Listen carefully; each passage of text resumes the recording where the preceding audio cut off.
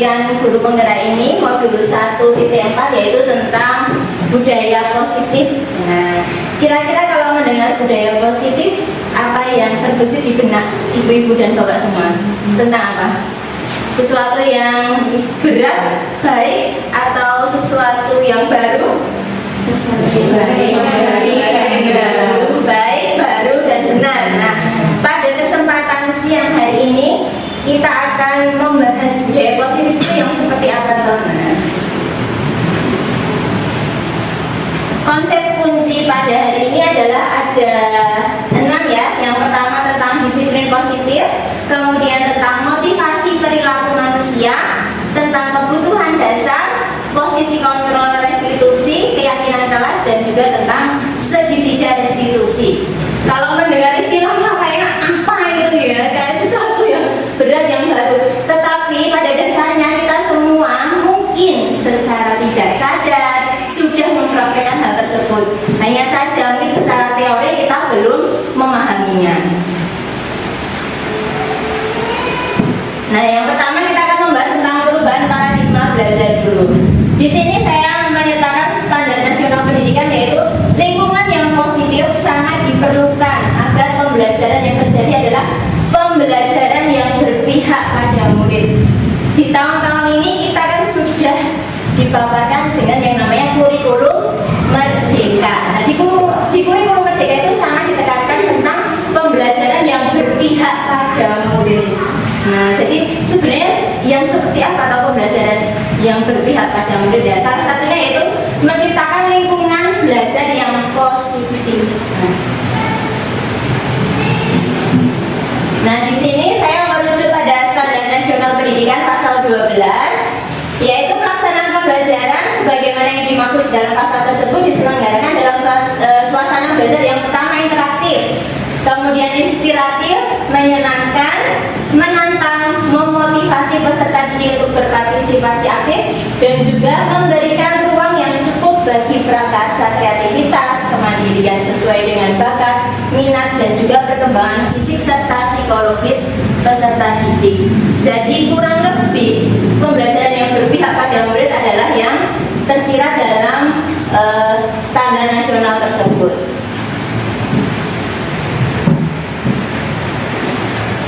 Nah, kalau menurut paradigma Ki Hajar Dewantara, kan Ki Hajar Dewantara itu sebagai bapak pendidikan kita ya di Indonesia, sekolah itu diibaratkan sebagai sebuah tanah tempat bercocok tanam, sehingga guru harus mengusahakan sekolah jadi lingkungan yang menyenangkan, menjaga, melindungi murid dari hal-hal yang tidak baik. Jadi misalnya kita punya kebun, kita mau menanam pohon singkong. Kira-kira kalau misalkan ada tanaman pengganggu, misalkan ada ayam tetangga yang masuk ke kebun kita, apa yang kita lakukan sebagai seorang petani di kebun tersebut? Pastinya akan menyingkirkan hambatan-hambatan itu. Nah, sama juga dengan di sekolah ini.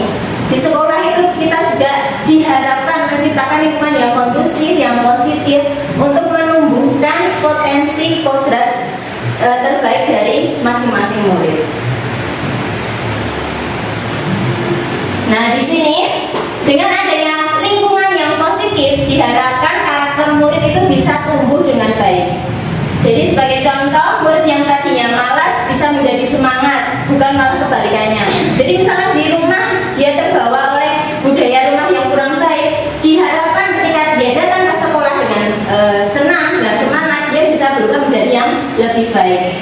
Murid akan mampu menerima dan menyerap suatu pembelajaran bila di lingkungan yang aman dan nyaman. Selama seseorang merasa tekanan-tekanan dari lingkungannya, maka proses pembelajarannya akan sulit terjadi. Jadi kita men-setting sebuah lingkungan pembelajaran untuk anak-anak itu yang menyenangkan. Jadi anak-anak bisa belajar dengan senang dan juga merasa aman serta nyaman.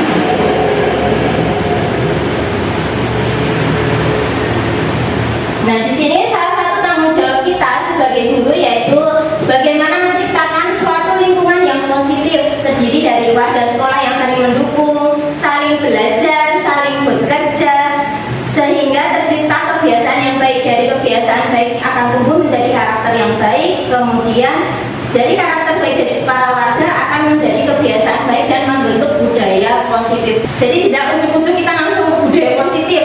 Jadi kita mulai dulu dari kebiasaan-kebiasaan yang baik. Mungkin contohnya di sekolah kita setiap pagi sebelum anak-anak masuk sekolah saling dulu, kita melakukan sapa, senyum. Nah itu juga salah satu kebiasaan yang baik. Kemudian anak-anak berbaris dulu di depan sebelum masuk ke ruangan, itu juga salah satu kebiasaan yang baik. Nah dari kebiasaan-kebiasaan yang baik itu dari antar individu akan membentuk sebuah karakter. Karakter individu yang semuanya baik akan membentuk karakter komunitas yang baik. Dari karakter komunitas warga sekolahnya semuanya saling mendukung, saling belajar, saling bekerja sama, maka akan terwujudlah sebuah budaya positif. Nah sebenarnya apa sih yang dimaksud dengan disiplin positif? Nah kalau kita kan sudah sering dengarnya disiplin, kita harus disiplin, kita harus menerapkan disiplin kepada anak-anak. Nah di sini kita akan membahas bagaimana konsep disiplin positif itu menjadi unsur utama dalam terwujudnya budaya positif yang kita cita-citakan di sekolah kita. Nah seperti apa toh disiplin yang positif itu? Nah di sini saya ada gambar apa ini kurang jelas? Ada anak, sekumpulan anak, sini rumput, disetrap ya, istilahnya dulu angkat kaki, terus telinga. Nah, apakah gambar ini menunjukkan sebuah bentuk disiplin positif? Enggak. Bagaimana? Kurang nggak? Enggak ya, kurang ataupun tidak. Nah, di sini bentuk yang lain. Anaknya keluar dari kelas, mungkin dia tidak mengerjakan PR atau membuat keributan di dalam kelas sehingga dia dihukum keluar kelas. Nah itu apakah juga bentuk dari disiplin positif? Nah kita akan kupas pada pembahasan ini. Nah di sini Ki Hajar Dewantara menyatakan bahwa untuk mencapai kemerdekaan atau dalam konteks pendidikan kita saat ini, kita harus menciptakan murid yang merdeka. Syarat utamanya yaitu apa? Harus malah disiplin yang kuat. Merdeka tapi kok harus disiplin yang kuat? Karena disiplin yang kuat ini menurut Ki Hajar Dewantara itu yang dimaksud adalah disiplin diri. Jadi itu disiplin yang berasal dari dalam diri sendiri ataupun kita sering istilahnya motivasi internal. Jadi yang keluar dari dalam diri kita sendiri yang membentuk kita untuk disiplin. Jadi secara kesadaran, secara sadar kita paham, kita melakukan tindakan ini karena kita tahu ada konsekuensinya, ada juga rewardnya, mungkin seperti itu. Nah di sini sebagai pendidik tujuan kita adalah menciptakan anak-anak yang memiliki disiplin diri sehingga mereka bisa berperilaku dengan mengacu pada nilai-nilai kebajikan universal dan memiliki motivasi intrinsik atau bukan yang ekstrinsik. Jadi di sini kita menuntut anak-anak menumbuhkan jiwa-jiwa yang baik dari dalam diri mereka. Karena setiap anak pasti mempunyai nilai kebaikannya sendiri-sendiri. Jadi kita menguatkan nilai kebaikan mereka dan meminimalisir hal-hal yang tidak baik dari dalam diri mereka. Nah di sini kita pahami disiplin sebagai sebuah bentuk kontrol diri, yaitu belajar untuk mengontrol diri agar dapat mencapai suatu tujuan mulia. Nah di sini tujuan mulia yaitu mengacu pada nilai atau prinsip yang dianut oleh seseorang. Berarti kita semua sebagai manusia mempunyai tujuan hidup. Nah dalam menempuh tujuan hidup itu kita perlu yang namanya mengontrol diri, memanajemen diri. Kita kan tidak bisa seenaknya sendirian. Nah seenaknya sendiri itu nanti malah akan menghambat dari pencapaian tujuan-tujuan kita. Nah salah satunya yaitu dengan disiplin diri ini tadi. Nah kemudian yang kedua tentang motivasi perilaku manusia. Nah, kita perlu refleksi dulu ya dari dalam diri kita. Sebenarnya bagaimana sih kita itu berperilaku? Apa sih yang menyebabkan kita melakukan sesuatu hal? Apakah karena dorongan orang lain?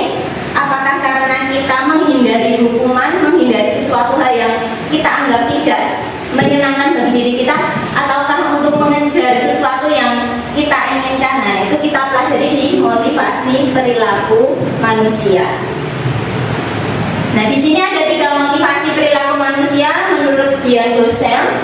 Yang pertama yaitu motivasi untuk menghindari ketidaknyamanan atau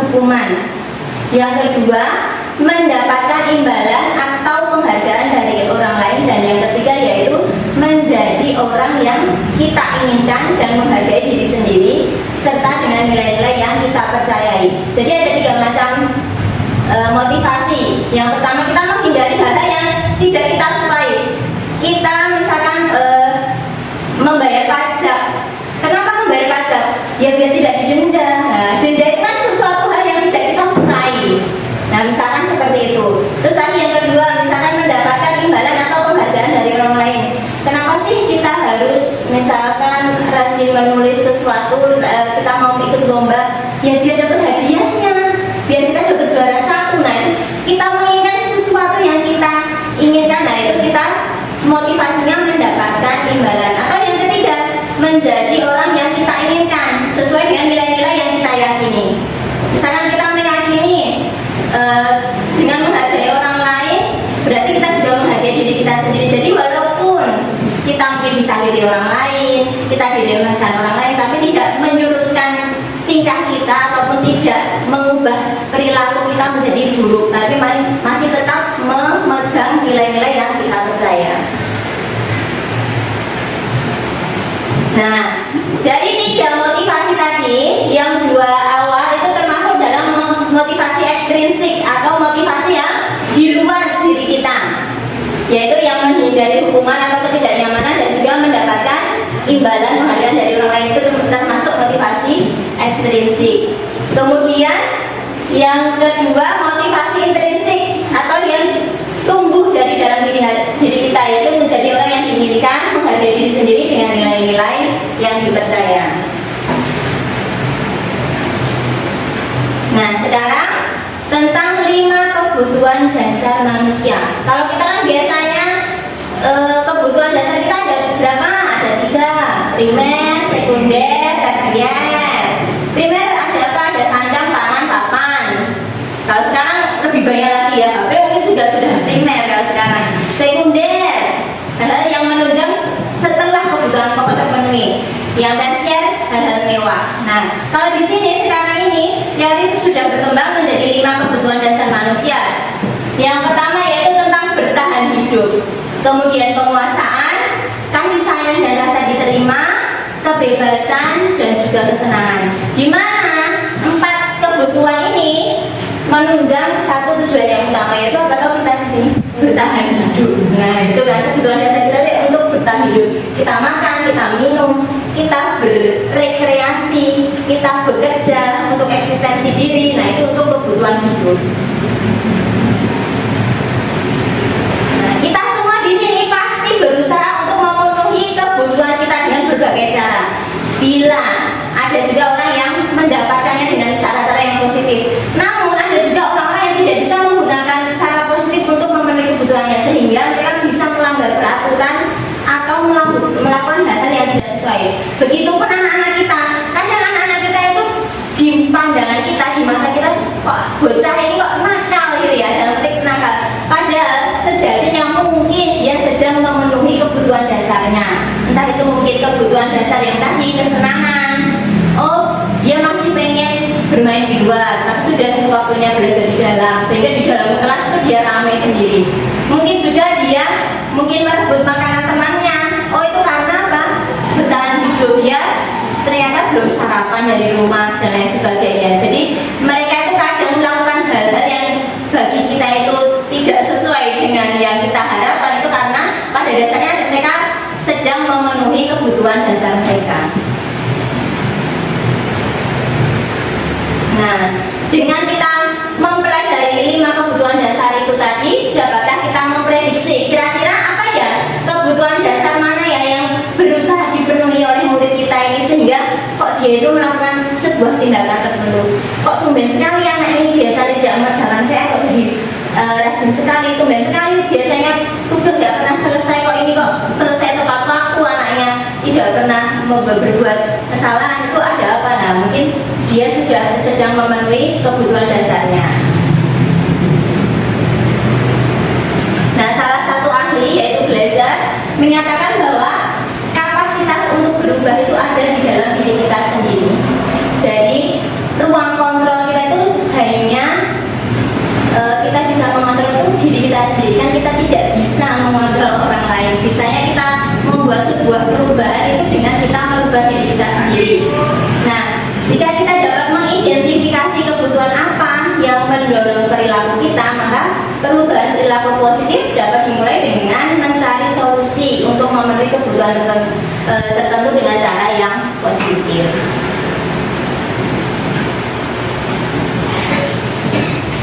Di sini ada 5 posisi kontrol guru. Yang pertama yaitu penghukum, pembuat rasa bersalah, teman, pemantau, dan manajer. Jadi selama ini kita kan ya sudah jadi guru gitu saja kan, tapi ternyata bisa dipelajari lagi, bisa kita pilah-pilah menjadi 5 posisi ini. Yang pertama yaitu penghukum. Sini saya akan menunjukkan perbedaannya.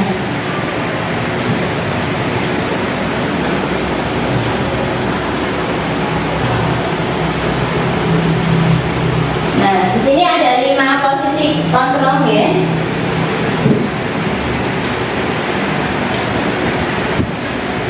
Ada penghukum, membuat orang merasa bersalah, teman, pemantau, ataupun manajer. Jadi di sini ketika kita mungkin secara tidak sengaja, tidak sadar menjadi penghukum, biasanya kita itu melakukan perbuatan yang menghardik, menunjukkan, menunjuk-nunjuk, atau menyakiti, menyindir. Jadi misalkan kelasnya rame, kita tunjuk-tunjuk, kamu kenapa rame? Nah, itu mungkin sebagai penghukum. Kemudian membuat orang merasa bersalah.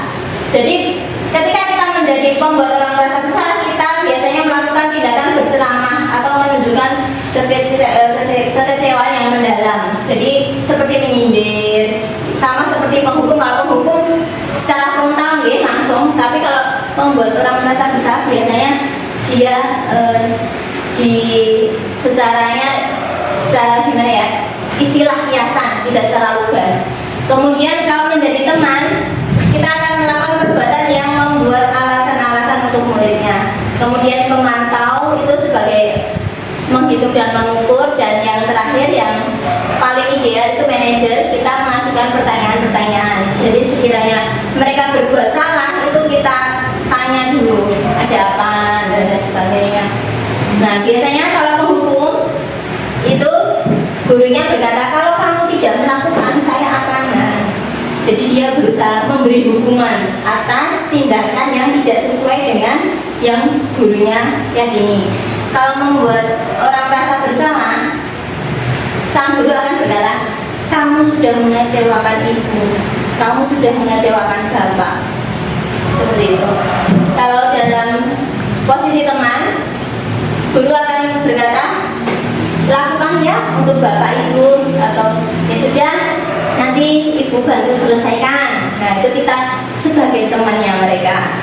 Kemudian kalau pemantau, apa peraturannya, apa konsekuensinya, atau sanksi, atau apa yang telah kamu lakukan, apa yang sedang terjadi sekarang. Seperti itu. Kalau manajer berkatanya tentang apa ya yang tentang nilai-nilai yang kita yakini, apa kamu meyakini nilai-nilai tersebut, seperti itu. Dan hasilnya, seorang guru yang di posisi penghukum akan membentuk murid yang memberontak, pendendam, atau juga bisa menyalahkan orang lain.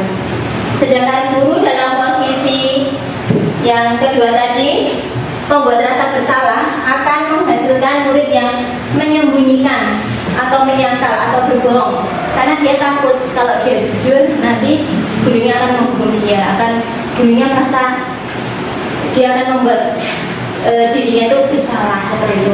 Kalau sebagai teman, maka murid akan ketergantungan terhadap kita, sedangkan kita akan mengimpikannya murid yang merdeka, yang mandiri.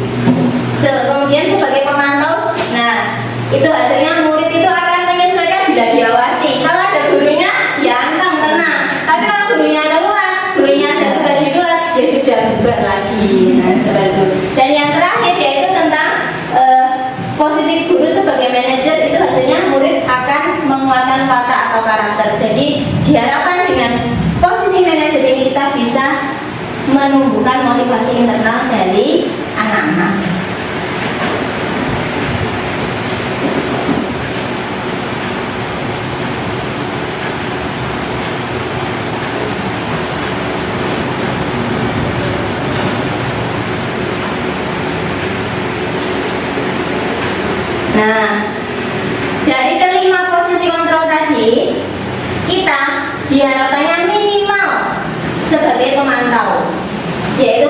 atau berdasarkan pada peraturan dan konsekuensi.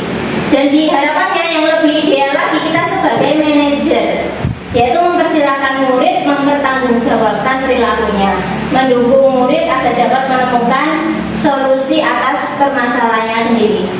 Jadi walaupun kita di sini masih tarafnya SD, ya tetap kita sesuaikan dengan jenjang anaknya. Ya mungkin kalau di kelas bawah tetap berbeda treatmentnya, perlakuannya dengan yang di kelas yang lebih tinggi. Tapi kita idealnya kita berperilaku sebagai manajer seperti itu.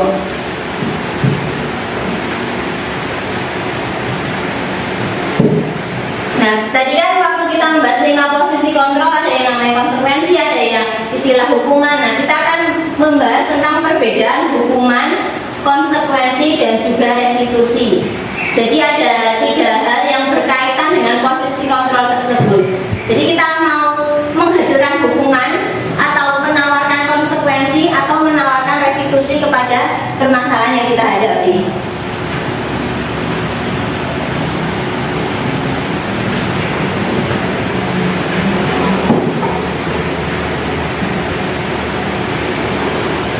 Nah, di sini ya ada perbedaannya. Di sini dibagi menjadi 2, identitas gagal dan identitas sukses. Hukuman itu adalah sebuah bentuk identitas yang gagal. Jadi ketika kita memberikan hukuman kepada anak, otomatis kita melabeli anak tersebut adalah anak itu sudah gagal. Sedangkan di dalam identitas sukses ada konsekuensi dan juga ada restitusi. Jadi hukuman, konsekuensi, restitusi itu adalah salah satu solusi yang kita tawarkan ke anak-anak apabila anak-anak tersebut menghadapi suatu permasalahan. Misalkan dalam hukuman itu sesuatu yang menyakitkan harus terjadi. Kalau di konsekuensi sesuatu harus terjadi, sedangkan di restitusi merupakan pilihan. Kalau di hukuman tidak nyaman untuk murid untuk jangka waktu yang panjang, jadi akan menimbulkan efek yang traumatis. Kemudian konsekuensi tidak nyaman untuk jangka waktu yang pendek. Kemudian kalau restitusi menguatkan murid dalam jangka waktu yang panjang. Kalau kita memberi hukuman, anak itu dia itu sebagai tersangka, ya. Contohnya kita sebagai tersangka. Kalau di konsekuensi, anak itu dalam permasalahan yang korban bisa diabaikan, kemudian dalam restitusi korban bisa mendapatkan ganti. Nah, kalau di hukuman, murid kita akan merasa tersakiti. Kalau di konsekuensi, mungkin murid hanya akan merasa tidak nyaman. Sedangkan kalau di restitusi, dia akan mendapatkan penguatan. Jadi dia akan menginternalisasi lagi nilai-nilai yang dia yakini apa, nah lalu dikuatkan lagi. Nah, contohnya misalkan biasanya hukuman itu, contohnya ketika anak-anak tidak mengerjakan PR, mungkin bu guru, pak guru memberikan sebuah tindakannya menulis kalimat saya akan mengerjakan PR besok, saya akan tetap mengerjakan PR gitu. Hukuman, bedanya hukuman dan konsekuensi, hukuman itu kita tidak memberitahu anak dulu, jadi otomatis jadi ujuk-ujuk misalkan anak, oh kamu tidak mengerjakan PR, sekarang kamu guru dia hukum menulis kalimat saya harus mengerjakan PR 100 kali. Nah, itu berupa hukuman. Jadi tidak ada yang namanya pemberitahuan terlebih dahulu ke anak-anak. Kalau konsekuensi itu kita ada pemberitahuan dulu. Jadi misalkan, jadi anak-anak itu juga kita kasih tahu misalnya, anak-anak Burida kasih PR ya. Konsekuensinya kalau misalkan kalian tidak mengerjakan PR, nanti ada konsekuensi yaitu berupa menulis pernyataan saya akan mengerjakan PR sebanyak 100 kali. Nah, itu perbedaan antara hukuman dan juga konsekuensi. Jadi kalau konsekuensi itu anak-anak diberitahu dulu, kalau kamu mengerjakan ini konsekuensinya ini, kalau kamu tidak mengerjakan ini konsekuensinya ini. Jadi kita memberitahu kepada anak-anak.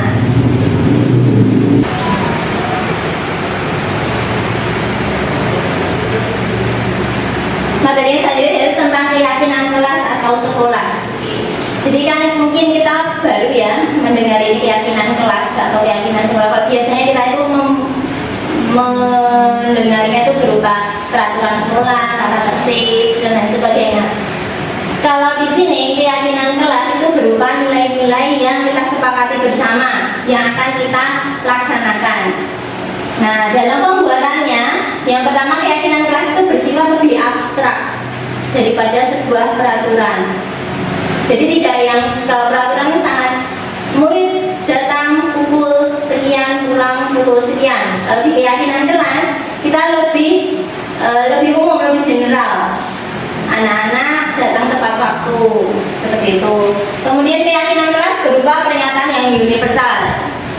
Kemudian pernyataan kelas senantiasa dibuat dalam bentuk positif. Jadi contohnya kalimat positif itu saya berkata jujur.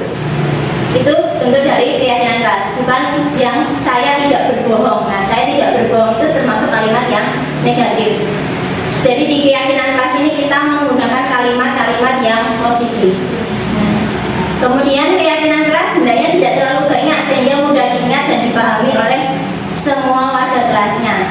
Karena keyakinan kelas itu berupa nilai-nilai yang harus kita laksanakan, alangkah lebih baiknya itu tidak terlalu banyak. Mungkin bisa kita kerucutkan menjadi sebuah bentuk tanggung jawab, disiplin, menghargai orang lain, nah seperti itu, bentuk-bentuk yang lebih umum. Kemudian keyakinan kelas sebaiknya sesuatu yang dapat diterapkan di lingkungan tersebut.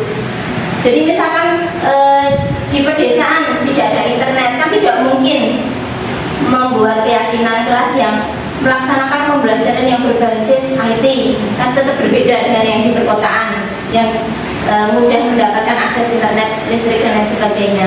Jadi disesuaikan dengan lingkungan, dengan kelas yang kita hadapi. Kemudian semua warga kelas hendaknya itu berkontribusi dalam pembuatan keyakinan kelas lewat kegiatan curah pendapat. Jadi sebelum yang membuat keyakinan kelas itu bukan bu guru, pak guru, tetapi anak-anak semuanya.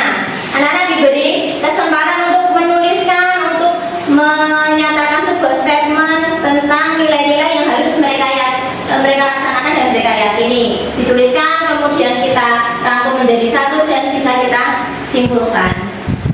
Setelah itu semua warga hendaknya bersedia meninjau kembali keyakinan kelas dari waktu ke waktu. Jadi keyakinan kelas itu tidak bersifat saklek, bisa kita revisi sesuai dengan situasi dan kondisi.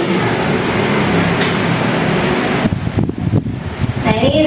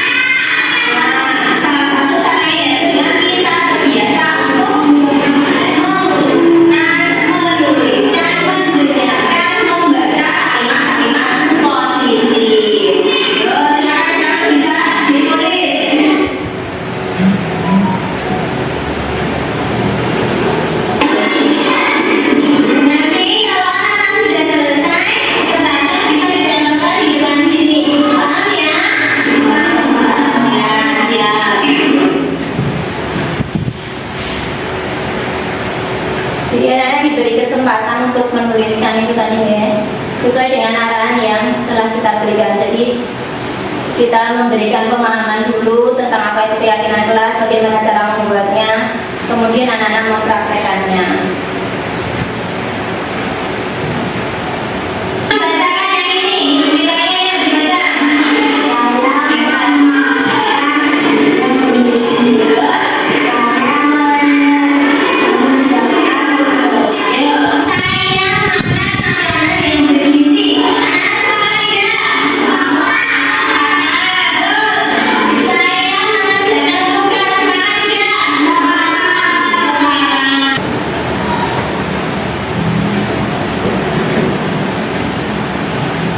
Nah, kalau kita tadi sudah membahas tentang hukuman, konsekuensi, dan juga restitusi, sekarang kita lebih mengerucutkan lagi ke segitiga restitusi dalam penyelesaian masalah. Jadi idealnya kita sebagai seorang guru yang memegang posisi kontrol manager, kita melakukan segitiga restitusi dalam penyelesaian masalah kita. Jadi sebelumnya restitusi itu kan biasanya akrab dengan bidang hukum. Nah, itu kita adopsi ke dalam bidang pendidikan menjadi sebuah segitiga restitusi. Yang pertama yaitu menstabilkan identitas, kemudian memvalidasi tindakan yang salah, dan yang ketiga yaitu menanyakan keyakinan. Jadi dengan kita tadi sudah membuat keyakinan kelas, berarti kan kita punya dasar. Kalau anak tersebut tidak melaksanakan keyakinan kelas, berarti ada sesuatu hal yang terjadi, dan kita menyelesaikannya dengan cara segitiga restitusi. Jadi seperti itu ya berbicaranya. Jadi dengan dasarnya kita membuat keyakinan kelas, kemudian keyakinan kelas dilaksanakan dengan baik, berarti sudah ideal. Tetapi ketika keyakinan kelas tidak dilaksanakan dengan baik, pasti ada sebuah masalah, dan penyelesaian masalah itu kita lakukan dengan cara segitiga restitusi. Nah, yang pertama menstabilkan identitas, yaitu mengubah identitas anak dari orang yang gagal karena melakukan kesalahan menjadi orang yang sukses. Itu bukan serta-merta ketika anak itu melakukan sebuah kesalahan langsung kita, kamu orang yang sukses, kamu orang yang sukses, bukan seperti itu ya. Jadi kita menstabilkan dulu identitasnya, kita terima dulu, iya, sedang ada sebuah kesalahan yang terjadi, sedang ada sebuah permasalahan yang terjadi. Ketika sebuah permasalahan kita terima, kan baru kita kelihatan solusinya apa, tindakannya. Tapi ketika kita ada sebuah masalah tapi kita selalu menolak, enggak, oh ini bukan masalah, ini enggak, aku enggak apa-apa, kita denial kan, kita kan pasti akan kesulitan menemukan solusinya. Jadi yang pertama itu adalah kita menerima dulu ada sebuah permasalahan yang sedang terjadi, ada sebuah kesalahan yang dilakukan, seperti itu. Nah, kalimatnya yang pertama itu contohnya, berbuat salah itu nggak apa-apa. Jadi kita menenangkan anak dulu, kita rangkul dulu anaknya. Sebenarnya ada apa toh? Nah, teknisnya itu juga dengan yang pertama tadi yang menstabilkan identitas. Contohnya, nggak apa-apa, salah itu nggak apa-apa, manusiawi. Semua orang itu wajar, ya, tidak ada yang sempurna dan bisa melakukan kesalahan. Atau juga bisa kita, guru juga pernah dulu berbuat salah kayak kamu. Nah, atau juga misalnya dia marah, kamu berhak merasa seperti itu. Nah, jadi kita di posisi anak dulu. Ketika kita sudah di posisi anak, kan pasti nanti anak bisa berkomunikasi dengan lancar, bisa mengutarakan yang dia rasakan, mengutarakan yang dia inginkan apa. Karena kembali lagi ke yang tadi, ketika dia melakukan suatu hal yang tidak sesuai dengan nilai-nilai yang diyakini, berarti dia sedang memenuhi kebutuhan dasarnya. Jadi kita korek kebutuhan dasar apa sih yang mau kamu penuhi, nak, gitu. Kemudian langkah yang kedua, validasi tindakan yang salah. Jadi kita harus memahami alasan dan paham bahwa setiap orang pasti akan melakukan yang terbaik pada waktu tertentu. Kita memahami kebutuhan dasar apa yang mendasari sebuah tindakan dan menemukan cara-cara paling efektif untuk memenuhi kebutuhan tersebut. Jadi ketika kita sudah berada di posisi anak, otomatis anak kan mau curhat ke kita, yang dia rasakan apa, yang dia inginkan apa. Nah, di situ kita bisa kemudian membuat sebuah validasi. Jadi tindakan ini tadi bagaimana menurutmu? Apakah sudah sesuai dengan keyakinan kelas kita? Nah, seperti itu. Nah, di sini teknisnya itu kita bisa mengatakan seperti ini. Kamu pasti punya alasan kan kenapa kok kamu seperti itu. Kamu pasti punya alasan kok kenapa tidak mengerjakan PR. Ada apa? Kamu pasti ini lupa. Kamu juga boleh mempertahankan sikap itu, tapi harus ada yang diperbaiki dari sikap itu. Gitu. Kemudian langkah yang terakhir yaitu menanyakan keyakinan. Jadi ketika identitas sukses sudah tercapai, yaitu langkah 1 tadi, dan juga tingkah laku salah telah divalidasi dengan langkah kedua, maka anak akan siap untuk dihubungkan dengan nilai-nilai yang dia percaya dan berpindah menjadi orang yang dia inginkan. Pastikan kita secara naluriah ingin menjadi orang yang baik, gitu. Anak-anak pun demikian, anak-anak pasti pengennya jadi anak yang baik. Cuma kadang mereka nggak ngerti caranya. Oh ternyata kayak begini tuh, Burida nggak suka toh. Oh ternyata kalau aku tidak mengerjakan PR itu, Burida nggak suka toh. Padahal kemarin itu waktu pulang sekolah aku capek banget. Aku capek nggak bisa, ternyata di rumah ada masalah atau yang lain sebagainya, sehingga dia belum bisa mengerjakan PR. Jadi kadang di dalam diri anak pun dia juga ya ada yang namanya sebuah ketimpangan. Jadi antara pengetahuannya dia dengan kenyataan itu kadang tidak berjalan sesuai sebagaimana adanya. Kita pun sebagai orang dewasa pasti juga seperti itu kan. Sukanya juga kadang tidak sesuai dengan harapan. Nah, menanyakan keyakinan itu teknisnya bisa dengan kalimat apa ya yang kita percaya sebagai sebuah kelas atau sebuah keluarga. Apa nilai-nilai umum yang kita telah sepakati, kemudian apa bayangan kita tentang kelas yang ideal, terus kamu mau jadi orang yang seperti apa gitu. Jadi diharapkan dengan adanya sebuah kesalahan itu bukan sebagai sesuatu yang berat, yang sesuatu yang menyakitkan, tetapi diharapkannya sebuah kesalahan itu menjadi pembelajaran anak-anak di masa yang akan datang. Karena namanya juga belajar pasti tidak mungkin langsung benar gitu. Namanya belajar otomatis kita melewati yang namanya trial dan error. Kita mencoba salah.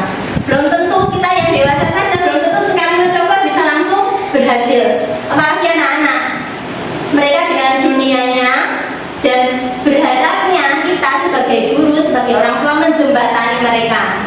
Di dunia itu seperti ini nak, yang kamu rasakan seperti ini. Nah, baiknya seperti apa? Seperti itu, sebagai jembatan. Di sini saya ada contoh praktek segitiga restitusi ya.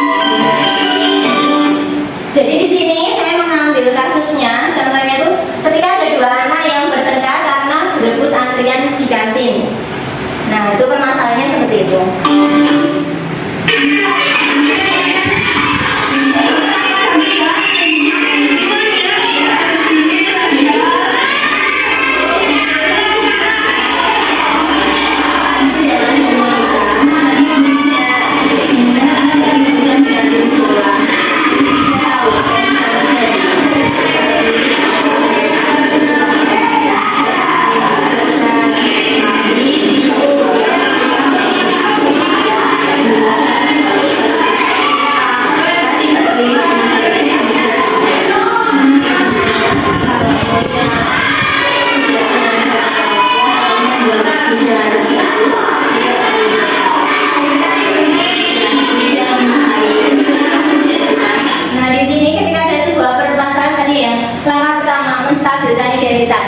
Jadi saya mengambil contohnya baiklah, Burida memahami Gisela merasakan tidak suka saat Monica menyerobot antrian. Gisela berhak merasa seperti itu. Jadi yang wajar ketika kita saja yang dewasa diserobot antriannya sebel, tidak suka. Apalagi anak-anak, mereka dengan alamiahnya marah pasti ya. Di sini kita distabilkan dulu, kita terima. Iya, perasaanmu itu valid nak, benar. Kamu itu berhak marah karena kamu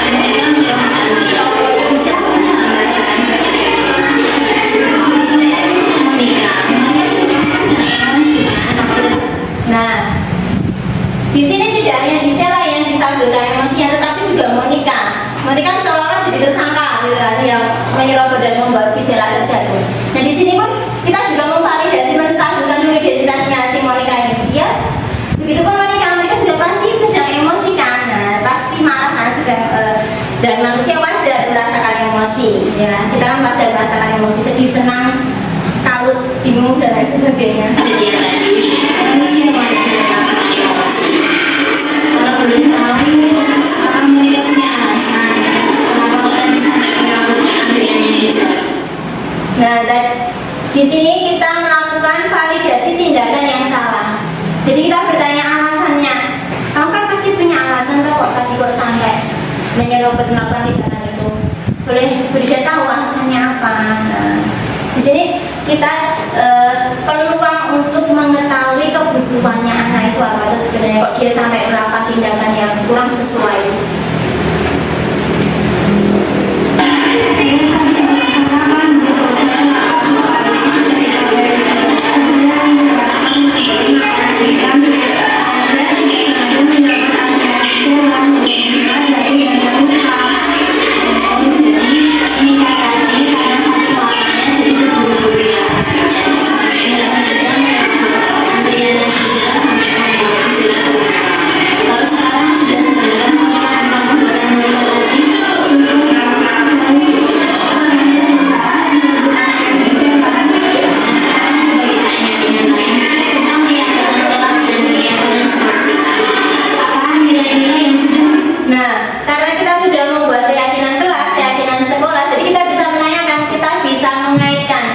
Coba dari kejadian ini, dari permasalahan ini kira-kira nilai apa ya yang sudah kita sepakati sebelumnya, tentang apa sih?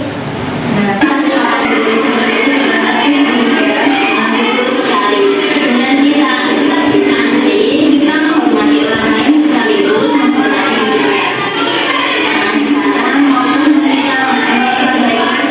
setelah kita menanyakan keyakinannya, kita tanya-tanya solusi apa sih yang bisa kamu berikan. Jadi bukan kita yang memberikan solusi, jadi kita nggak langsung setuju, ayo langsung salaman gitu kan ya, praktisnya seperti itu. Nah, tapi secara ilmu yang kita pelajari ternyata ada ilmunya. Nah, seperti ini ilmunya itu dengan menerapkan segitiga restitusi.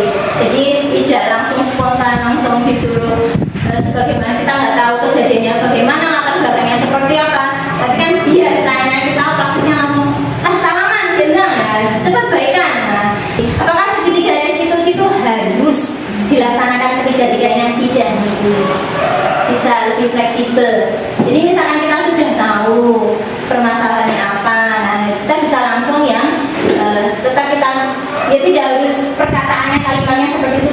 Di segitiga restitusi itu tadi kita juga mengarahkan anak untuk menemukan solusi sendiri dari perbuatan yang sudah dia lakukan. Jadi bukan kita yang langsung memberikan solusinya, tapi kita mengarahkan anak-anak untuk menemukan solusi mereka sendiri.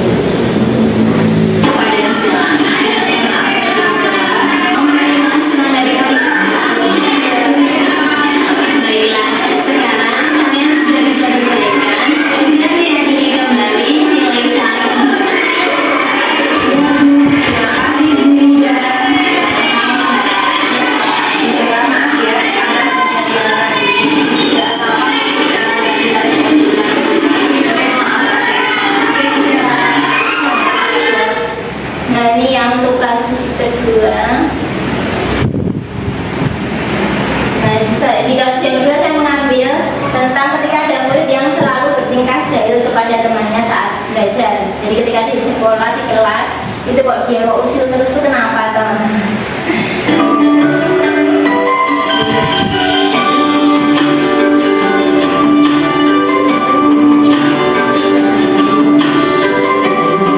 Dia berikan dapat keluhan dari teman-teman. Kalau dia kok sering ya ganggu saat pelajaran di kelas.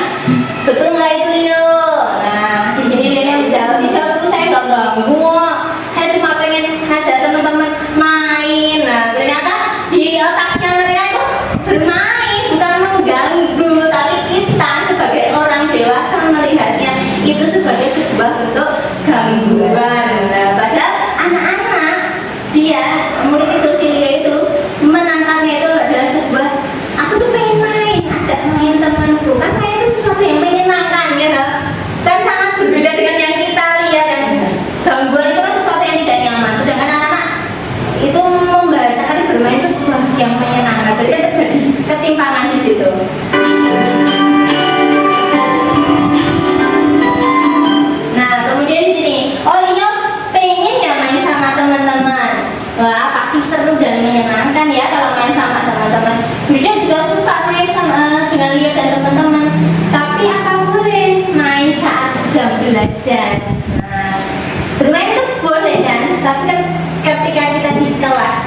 sekolah kan pasti ada jamnya, ada jadwalnya. Oh tidak boleh Bu Ijan.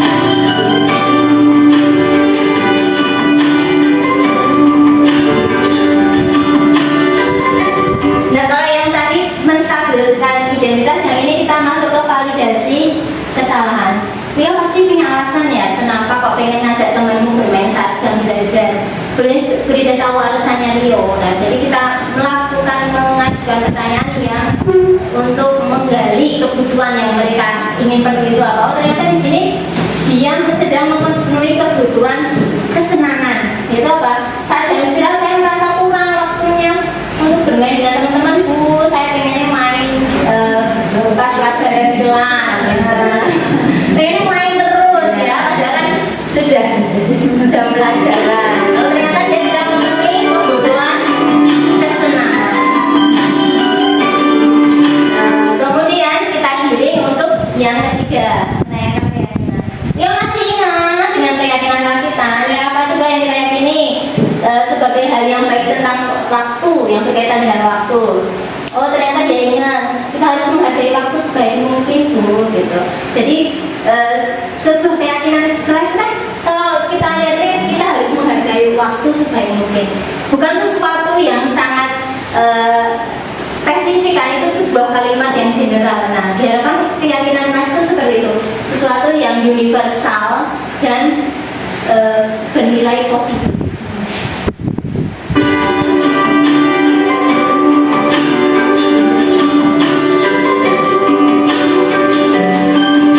Nah kemudian dikaitkan dengan tindakannya dia, ada nilai, ada tindakan dia. Apakah Rio sudah menunjukkan sikap menghargai waktu dengan bermain saat jam pelajaran Rio? Tidak Bu, seharusnya saya tidak bermain saat waktu belajar. Jadi menurut ilmu yang benar itu kita harus memaparkan dulu keyakinan keras yang kita yakini apa, tindakannya bagaimana, kemudian disinkronkan. Apakah tindakan itu sudah sesuai atau belum dengan keyakinan keras? Oh belum. Kan anak itu cerdas ya, pasti dia bisa mengetahui, oh tindakan itu ternyata tidak sesuai. Padahal niatku itu bukan niat yang jelek, kan? Pasti anak nggak yang sengaja ingin melakukan sebuah kesalahan, tidak. Jadi antara pengetahuannya murid dengan nilai keyakinan kelasnya itu kita sinkronkan sebaiknya itu bagaimana tolong.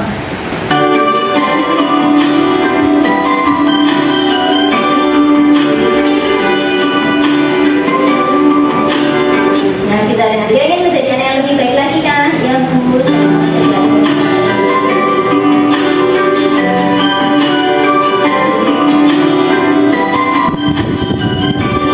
Setelah disinkronkan, kemudian kita ajukan pertanyaan yang biar anak itu menemukan solusinya.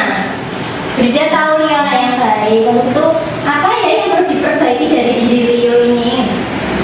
Nah kemudian dia jawab, saya akan menghargai waktu sebaik mungkin. Beri dia, saya tidak akan mengajak teman bermain lagi saat jam pelajaran. Walaupun keinginannya itu pengennya main, tetapi kalau tidak pas waktunya juga menimbulkan hal-hal yang tidak baik. Maka dia dengan kesadaran dirinya memahami bahwa tindakannya itu tidak sesuai. Jadi itulah yang diharapkan dari penerapan segitiga restitusi ini. Jadi kembali lagi ke yang awal tadi tentang disiplin positif. Disiplin positif itu sangat baik apabila dia tumbuh dari dalam diri kita sendiri. Jadi bukan karena takut akan hukuman, bukan karena kita menginginkan sesuatu, tetapi karena tumbuh dari nilai-nilai yang kita yakini. Dengan begitu kan anak-anak ada gurunya ataupun tidak ada gurunya, diharapkan mereka itu tetap berperilaku baik sesuai dengan nilai-nilai yang mereka yakini.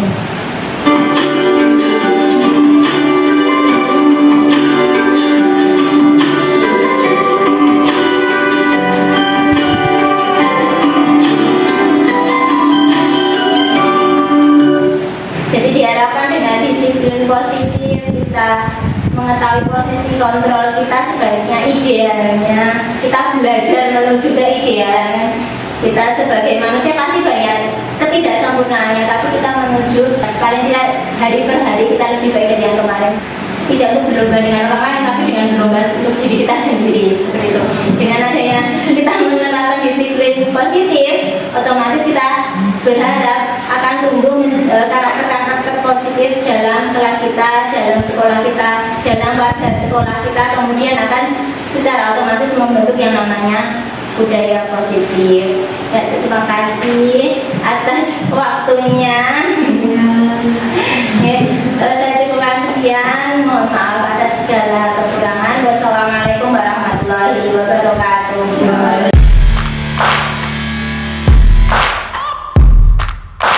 Bismillahirrahmanirrahim. Assalamualaikum warahmatullahi wabarakatuh.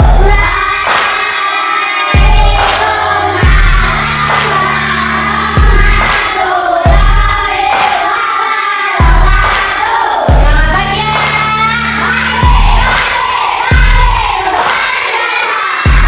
Ini semangatku, mana semangatmu? Ya, hari ini semangat semuanya? Apa kabar hari ini? Baik, ya alhamdulillah kita hari ini masih bisa berkumpul lagi di kelas kita. Kelas berapa sih kita ini? 3. Nah, hari ini kita mau ada proyek nih. Kira-kira proyeknya apa ya? Siapa tahu? Belum tahu? Mau tahu nggak? Nah, hari ini kita akan membuat sebuah proyek. Proyeknya itu berupa membuat keyakinan kelas. Siapa yang tahu keyakinan kelas? Belum tahu? Belum. Jadi keyakinan kelas itu adalah kita membuat susunan dari keyakinan atau nilai-nilai yang kita yakini, yang kita percayai, kita mau menjadi sosok anak yang seperti apa di masa depan. Paham ya anak-anak ya? Kira-kira kalau anak-anak pengen jadi anak baik atau anak yang nakal? Baik. Nah, kalau menjadi anak yang baik, pasti kan ada nilai-nilai yang dia kerjakan. Nilai-nilai itu kayak apa tuh Bu?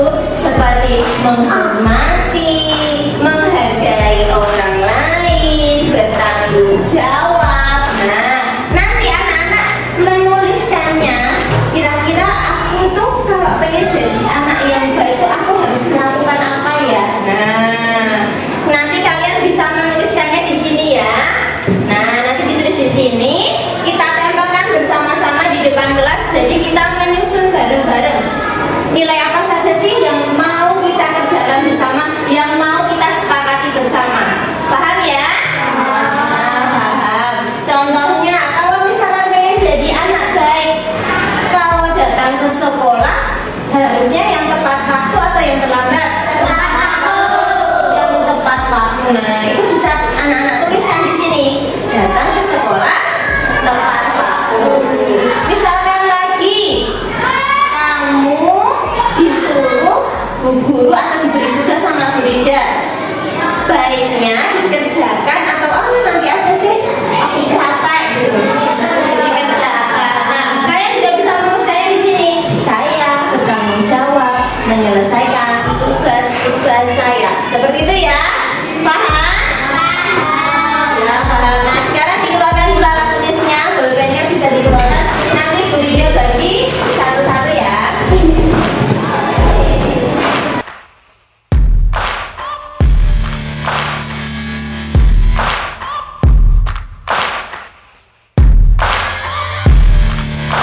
Dalam membuat keyakinan kelas, kita menggunakan kalimat yang positif.